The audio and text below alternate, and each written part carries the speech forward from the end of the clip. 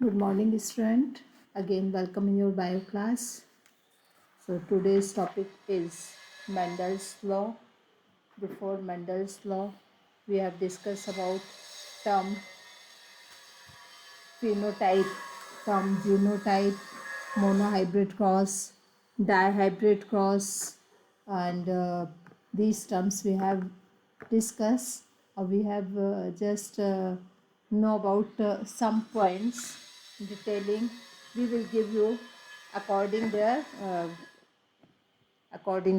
Needs, जैसे जैसे requirement होती जाएगी टर्म्स और भी डिटेलिंग उसकी होती जाएगी. ठीक है. तो Mendel's observation, basically Mendel's observations में 3 लॉज निकल कर आते हैं. फर्स्ट है laws of dominance, second law of segregation and third is law of independent assortments. तो ये लॉज क्या हैं, तुम लोग से रिक्वेस्ट है कि तुम लोग सब लोग बहुत ध्यान से उसको सुनोगे. Mendel's law of inheritance. Mendel's law of inheritance में के पहले hybridization terms we have discuss. Now we will again revise this points to showing this figure or explanation of this figure. Step of making a cross in a pea. जो cross hybridisation हो रहा है वो किस तरीके से होता है आर्टिफिशियल फॉर्म पर, ये उस फिगर को शो कर रहा है. यहाँ पर 2 प्रोसेस हो रही हैं. First process of इमस्कुलेशन, process of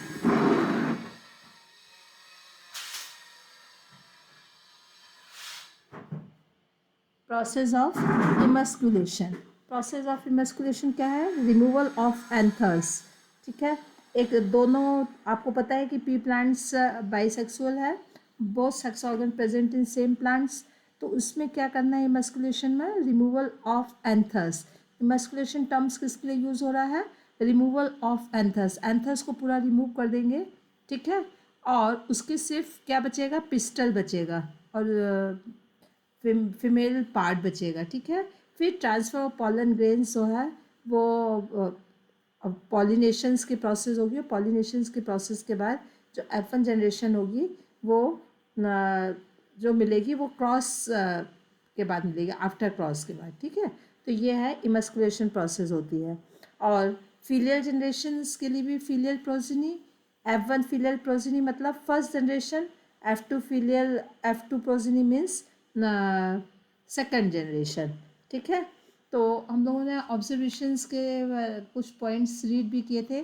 क्या थे कि F1 progeny always resembled one of the parents. जो F1 प्रोजिनी है वो अपने किसी एक पेरेंट्स के जैसे होगी. फॉर एग्जाम्पल्स यदि रेड फ्लावर वाइट फ्लावर है तो F1 जनरेशन रेड ही होगी. ठीक है. तो ये एक स्टेटमेंट है मोनोहाइब्रिड क्रॉस का कि cross involving only inheritance of one character. Second dihybrid cross में 2 ट्रेड्स लिए जाएंगे. 2 traits, cross between 2 traits involving study of inheritance of 2 genes और कैरेक्टर. होमोजाइगस का मतलब होता है कि when individual carrying similar alleles for a traits. For examples capital T, ये क्या है? होमोजाइगस. मीन्स दोनों ये जो जीन्स हैं, both genes they resembled same character, there is not contrast character. ठीक है. कैपिटल टी होमोजाइगस है. इसी तरह स्मॉल टी भी होमोजाइगस होगा, बट कैपिटल टी और small T it will be heterozygous. Clear student? Third आप लोगों ने स्टेटमेंट देखा था. थर्ड स्टेटमेंट जो हम लोगों ने रीड किया था मेंडल्स ऑब्जर्वेशन में, in dihybrid cross Mendel's got identical result as a monohybrid cross. Dihybrid cross में उसको कैसा रिजल्ट मिला? मोनोहाइब्रिड क्रॉस के जैसे ही रिजल्ट मिलेगा, या डायहाइब्रिड हो या ट्राइहाइब्रिड हो. थर्ड कि he found that the phenotype in F2 generation appear in ratio 9:3:3:1 in dihybrid cross. Dihybrid cross की जो F2 generation होगी, what is the ratio of dihybrid cross in F2 generation? It will be 9:3:3:1. 1. सो ये कुछ observation है जो उसको हर step में मिले हैं. Yes, F1 generation, F2 generation में. एक और जो इम्पोर्टेंट पॉइंट्स नोट किया, there is no blending of F1 generation and F2 generation. जो कंट्रास्ट ट्रेड्स होते हैं उनकी ब्लेंडिंग नहीं होती है, किसी भी तरीके की ब्लेंडिंग नहीं होती. This observations is got by Mendel's. Clear. तो इन ऑब्जर्वेशंस के हिसाब से के according Mendel's propose that something was being stable pass down unchanged. Mendel's ने जो भी ऑब्जर्वेशन किया उससे एक क्या निकल कर आया ऑब्जर्वेशन से, कि कुछ चीज़ जो है या something was being stably pass down unchanged. Genes जो हैं बिना चेंज हुए जनरेशन टू जनरेशन पास होते रहते हैं. ठीक है. कब? गैमिट्स फॉर्मेशन के टाइम पर. आपको पता है ना, गैमिट्स फॉर्मेशन एक ऐसी स्टेज है ह्यूमन बीइंग में जो मेंडल्स ने ऑब्जर्व करी कि जो कि रिडक्शन डिविजन्स वाली स्टेज है और हैप्लॉन्टिक स्टेज है. तो इसलिए गैमिट्स हमेशा हैप्लॉइड होते हैं. ठीक है. तो गैमिट्स फॉर्मेशन में ये जो पेयर जीन्स हैं ये क्या हो जाएंगे? सिंगल हो जाएंगे. दो जीन्स जो हैं वो सेपरेट हो जाएंगे. ठीक है. और इन जीन्स को मेंडल्स ने तो फैक्टर कहा, but factor is a just like genes. Mendel's ने उसको जीन्स वर्ड यूज़ नहीं किया, उन्होंने क्या वर्ड यूज़ किया? फैक्टर. क्लियर. नाउ डेज अब हम इनको फैक्टर ना कह के अब इनको क्या कहते हैं? Jeans. Genes therefore are the unit of inheritance. So what is the definition of genes? Genes is the unit of inheritance. They contain, क्या करते हैं, क्यों inheritance है? Because they contain informations that is required to express particular traits. Particular traits के लिए जो informations होती है उस informations को ये क्या करते हैं? genes उसको carry करते हैं. Clear? Genes which are code for pair of contrast traits are known as alleles. अब एक वर्ड एलिल आया है, इसको आप लोग बहुत अच्छे से समझ लो. एलिल्स क्या है? Alleles is a pair of contrast traits. Pair of genes, pair of genes, समझ में आया? Contrast traits, pair of genes. और जीन्स कैसे होते हैं? हमेशा दो होते हैं, कंट्रास्ट होते हैं. पेयर ऑफ जीन्स और पेयर ऑफ कंट्रास्ट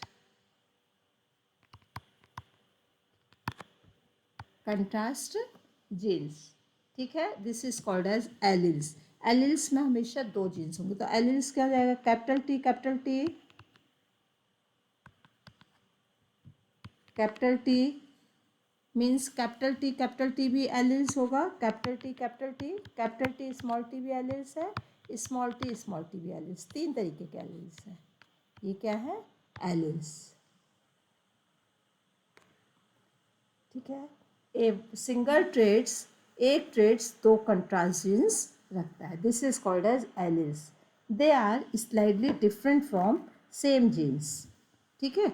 एलिल्स जो हैं ये जैसे ये डिफरेंट हो गए, एक ये कैपिटल टी स्मॉल टी, ये होमोजाइगस एलिल्स हो गया, ये भी होमोजाइगस एलिल्स हो गया. और ये different capital T small T, ये भी एलिल्स है. क्लियर. नाउ वेयर हम लोग यहाँ पे कौन से अल्फ़ाबेट सिंबल यूज़ करते हैं? ठीक है. We use alphabetically symbols for each genes. हर जीन्स के लिए सिंबल यूज़ करते हैं. ठीक. कैपिटल और स्मॉल. कौन से लेटर्स यूज़ करते हैं हम? कैपिटल या स्मॉल. तो कैपिटल लेटर्स हमेशा डोमिनेटिंग कैरेक्टर के लिए होता है. ये आपको ध्यान रखना है. डोमिनेटिंग कैरेक्टर के लिए कैपिटल ट्रेट्स होता है. ठीक है. कैपिटल. और ये जो है स्मॉल लेटर्स पे जो लिखे जाएंगे वो रिसेसिव जीन्स के लिए. ये वर्ड आपको याद रखना है कि रिसेसिव के लिए कौन सा यूज़ होगा और डोमिनेट के लिए क्या होगा. Clear. In plants pair of alleles. तो प्लांट्स में हाइट के 3 एलिल्स हो जाएंगे. हाइट. ठीक है. हाइट के हमको 3 डिफरेंट एलिल्स मिल सकते हैं. कैपिटल टी स्मॉल टी और small T. So there are capital T small T. There are 3 pair of alleles. ठीक है, 3 पेयर है एलील्स के.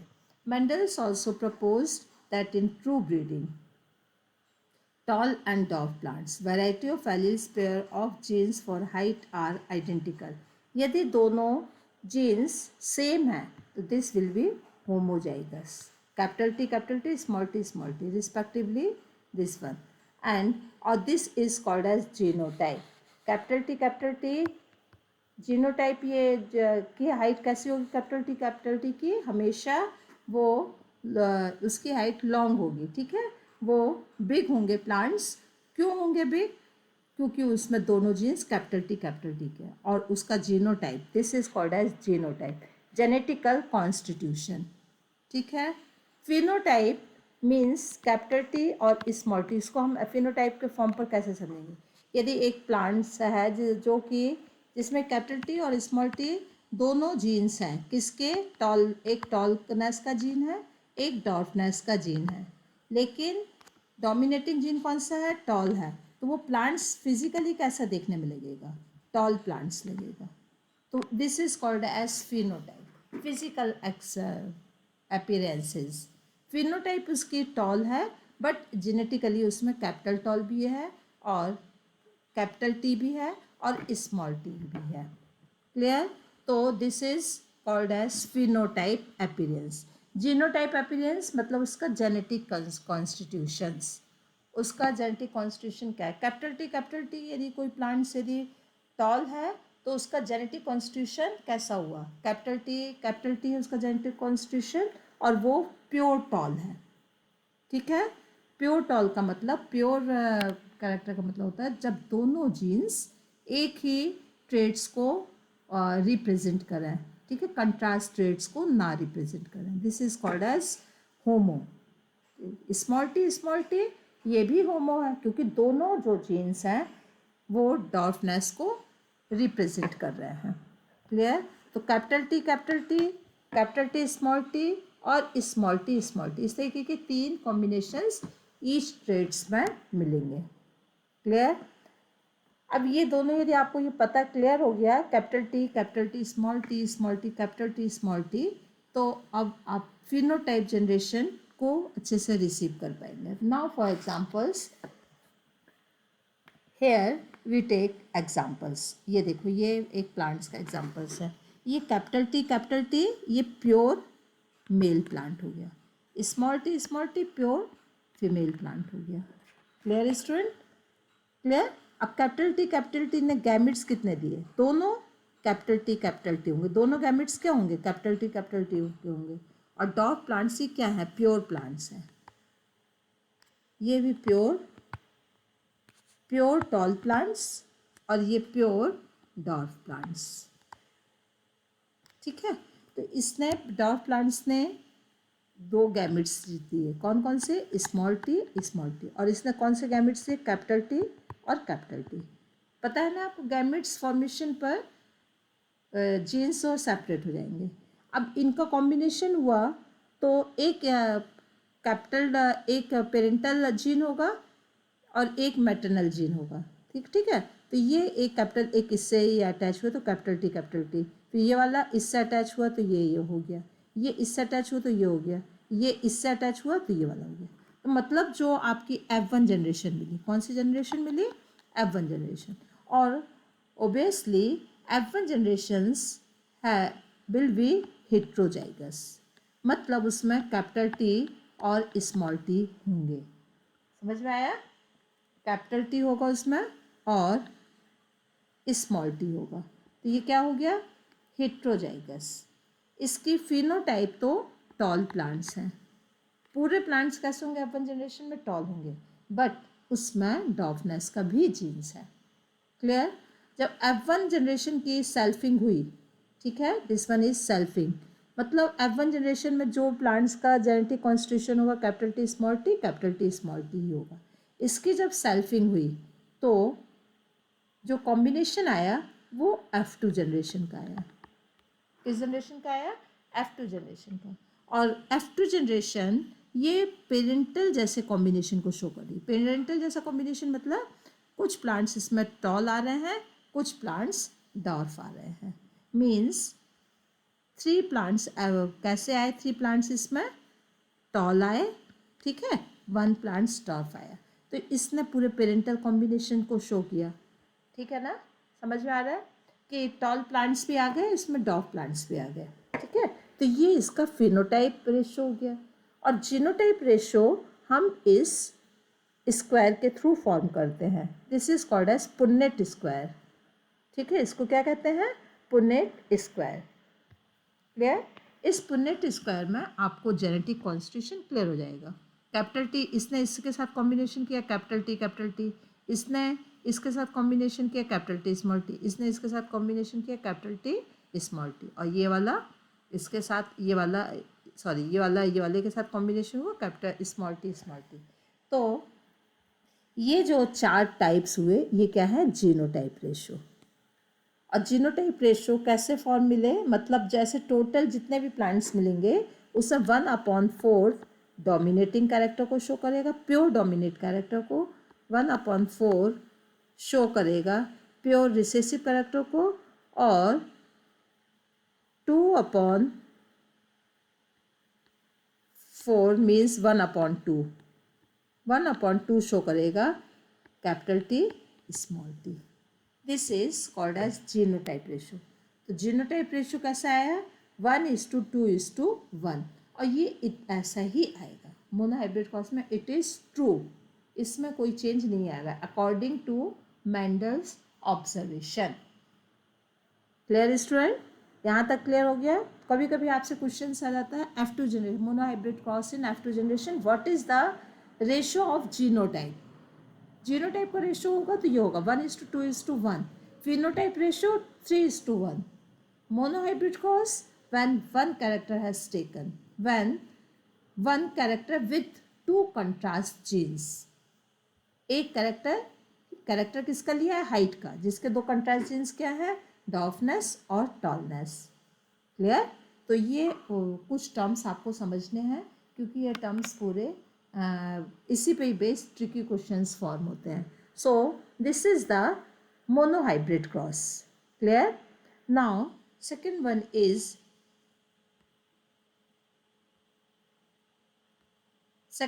About what is test cross. एक टर्म्स आया है टेस्ट क्रॉस, ठीक है। टेस्ट क्रॉस को कैसे फाइंड आउट करना है? टेस्ट क्रॉस किसी चीज़ को टेस्ट करने के लिए, क्लियर समझ में आ रहा है कि कोई भी एक कैरेक्टर को टेस्ट करना है तो उसके लिए टेस्ट क्रॉस होगा। तो first you define what is the definition of test cross. Test cross is the determine the genotype of F1 plants और F2 जनरेशन। मेंडल्स क्रॉस था, यहाँ से स्टार्ट करोगे। मेंडल्स क्रॉस था tall plants from F2 with are dwarf plants. अब यहाँ पे आप तुम्हारे दिमाग में क्लियर हो जाना चाहिए टॉल प्लांट्स ऑफ F2 का वो क्या होगा। Tall plants of F2 generation और डॉर्फ प्लांट्स। तो tall plants of F2 generations means capital T और स्मॉल टी, ठीक है, into cross between dwarf plants. This is called a test cross.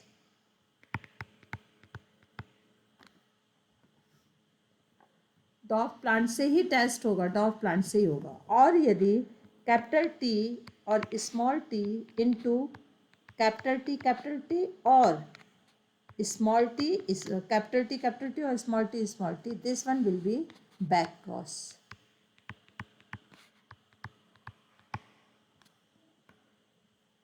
Clear student? तो ये test cross और back cross करना। और टेस्ट क्रॉस किसके लिए होता है? This is called as test cross. In the typical test cross an organism showing a dominant phenotype and whose genotype is to be determined is crossed with the recessive parents or in state of self-crossing.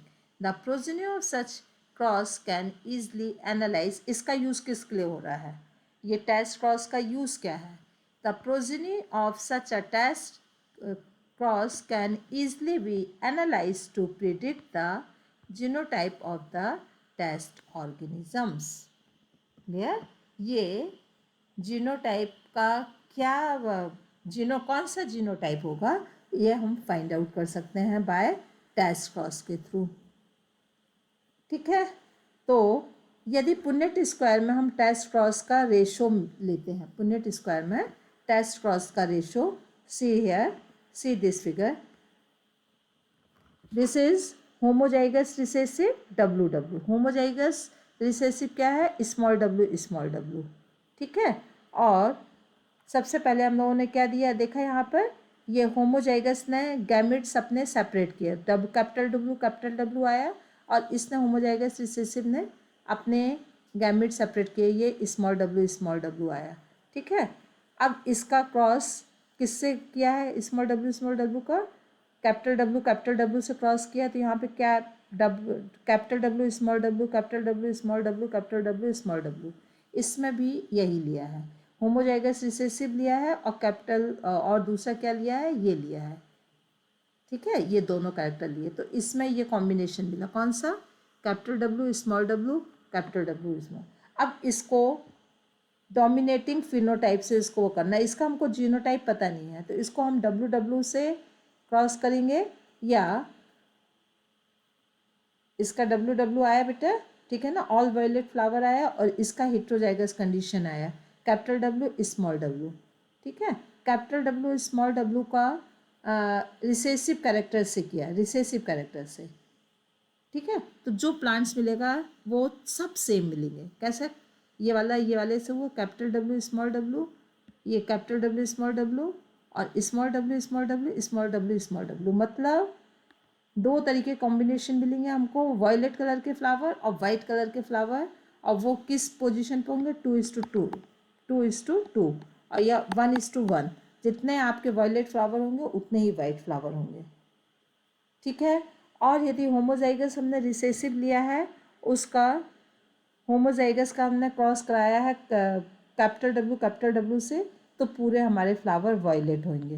तो ये interpretations है, ठीक है ना, unknown flower is homozygous, और इसमें half flower violet है, half इसमें वाइट है। ठीक है, तो ये शो कर रहा है टेस्ट क्रॉस को, क्या शो कर रहा है, ये टेस्ट क्रॉस को। तो टेस्ट क्रॉस हमेशा F1 जनरेशन से जब रिसेसिव पेरेंटल कॉम्बिनेशंस किया जाता है, this become a test cross.